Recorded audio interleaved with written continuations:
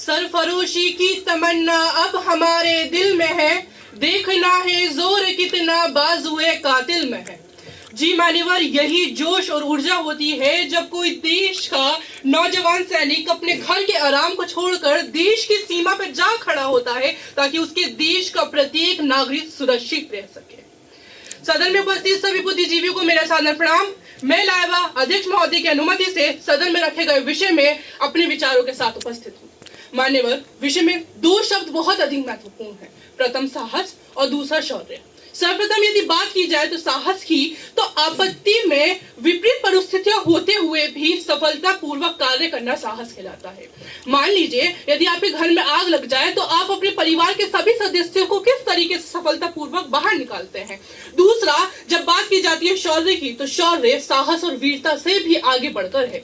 इसी कारण से मेरा मन करता है कि शौर्य को जब मैं परिभाषित करूं तो उसे भारतीय सैनिकों के साथ संबोधित करके परिभाषित करूं। यही कारण है कि राष्ट्रपति द्वारा उन्हें वीर चक्र द्वारा सम्मानित किया जाता है।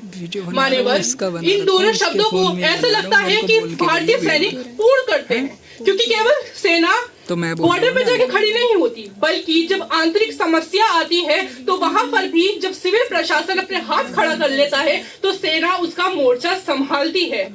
आपत्ति में फंसे लोग भी उन्हें देखकर आत्मविश्वास से खड़े हो जाते हैं और उन्हें लगता है कि हाँ, अब आपत्ति समाप्त होगी। युद्ध क्षेत्र की बात करें तो 1948 का कश्मीर युद्ध, 1961 का गोवा का विलय, 1962 का भारत चीन युद्ध, 1971 का भारत पाकिस्तान युद्ध और 1999 का कारगिल युद्ध सिर्फ राष्ट्रीय स्तर पर नहीं बल्कि अंतर्राष्ट्रीय स्तर पर भी संयुक्त राष्ट्र शांति सेवा में भी भारतीय सेनाओं ने अपना योगदान देकर भारत की गरिमा को बढ़ाया है।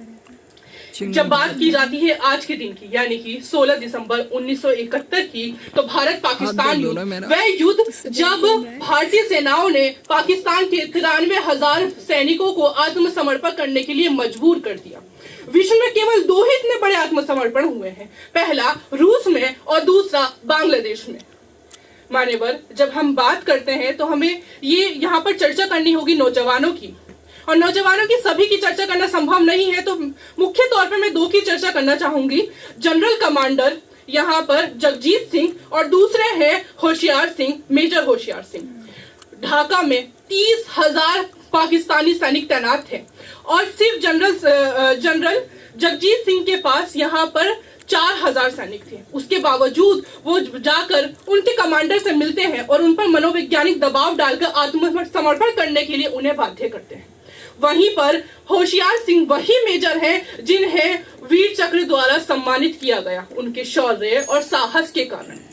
लेकिन विषय में एक और महत्वपूर्ण शब्द अभी भी मौजूद है, वो है गाथा। गाथा का एक उद्देश्य होता है। क्या है आज के कार्यक्रम, आज के विषय और आज के इस इतिहास का उद्देश्य?